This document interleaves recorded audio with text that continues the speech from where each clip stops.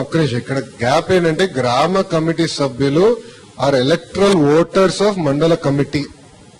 They are voters of mandal committee అన్న. అవునన్నా, ఓటరే కదా మండల కమిటీ ప్రెసిడెంట్ అవుతాడు.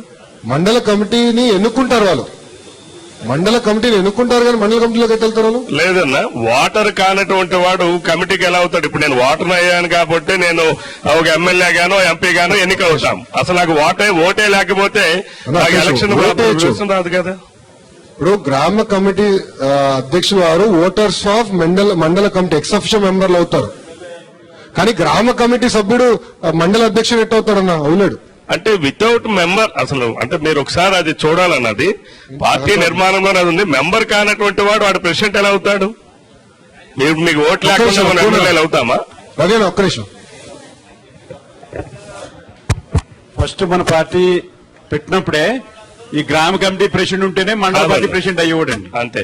పార్టీ సెక్రటరీ ఉంటేనే మండల పార్టీ ప్రెసిడెంట్ అయ్యేవాడు. పూర్వం గ్రామ కమిటీ ప్రెసిడెంట్ గానీ సెక్రటరీ గానీ కోఆప్షన్ గానీ ఇందులోనే మండల పార్టీ ప్రెసిడెంట్ అయ్యేవాడు. ఇప్పుడు మనం పెట్టుకున్నాం.